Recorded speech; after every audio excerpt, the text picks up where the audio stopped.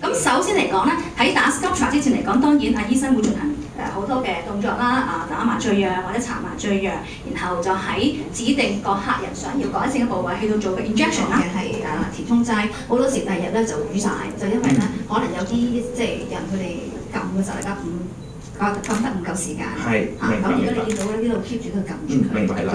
我一路企喺醫生後面啦，我盡量避免睇住嗰個過程。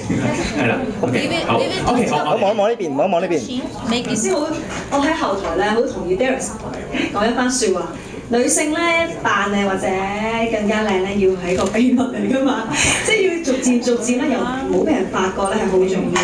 Gary， 你又講下你自己覺得點樣咧？其實我自己咧成日好介意，譬如呢啲淚溝位啦，譬如笑紋位啦，係好深嘅。